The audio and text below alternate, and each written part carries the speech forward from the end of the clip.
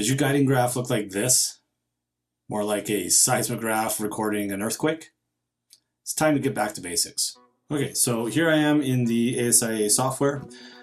I've got the settings that I had set up before I found the mistake that I made. So if we go into the guide scope, here you can see that I have ASI 120mm mini plugged in. I've got the gain set, the guide scope focal length, and then obviously the calibration, the steps and max deck and max RA durations and such. I'd fiddled with actually all of these right here a whole bunch, thinking that would fix it. And I was playing with all these settings here, such as the RA aggression, deck aggression, trying to find a way to make this guiding what everybody else seemed to be getting, which was 1 arc second below, maybe a little bit above. I would just be happy to get under 2, to be honest. I had done everything such as play with these settings. I even went so far as pulling apart my entire mount, because it's an older mount. It's a CG5 style mount. And I'd heard about all the bad grease in it and needed to change that all out, put super lube in there. But it didn't make a difference. And I couldn't figure out why.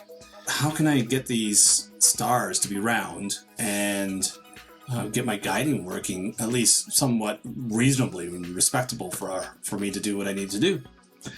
What I found out is that I had forgotten the basics, and let me show you on the telescope itself. All right, I have to navigate around my wife's plants here and get the cover off. Hopefully I don't knock anything over. All right, cover off. You can see that it's just the old CG5 type mount. Where's it here? It says it on here somewhere. Ah, there it is. Yeah, so we got the old Advanced GT. And then here's the guide scope. 50mm guide scope.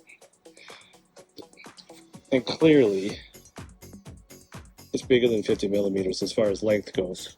So we're talking about the aperture itself. All right. Go do heater all the way.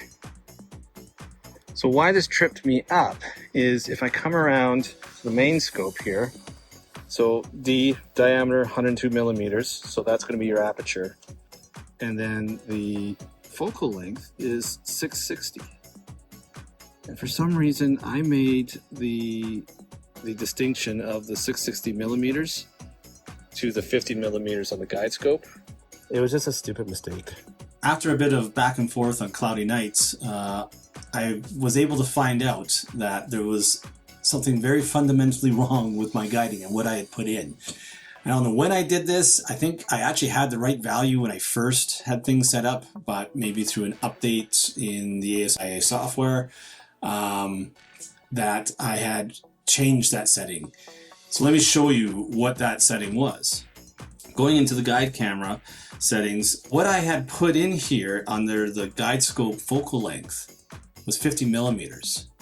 If you look at this the guide scope, it's a little longer than 50mm. I was putting in the aperture. That was the problem. That's why I'm getting an earthquake on my guiding graph. Changing this value to what the actual focal length is of 190mm, more than 3 times, almost 4 times what I put in there, my guiding came down to sub 1 arc second quite often. I just gotten the very, very basics wrong.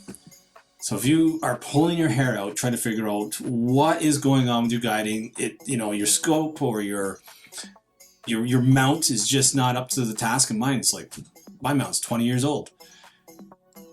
Double check the basics. Just before you go and start ripping things apart like I did, is go and look at your settings, and then actually go and look at your values on your scope. I actually have to look them up. Mine's, I think it's that, I don't know how you say it, SV Boni? Savoni? Maybe the Savoni. We'll go with that. Maybe the B is silent. But I had to look up, it didn't actually have what the focal length was on the scope itself. So looking it up, I found it was 190, and that fixed everything. So Anyways, I hope that helps some people. If it did, or if you have any questions or comments, obviously please post down below. Love to hear from you. And thanks for watching.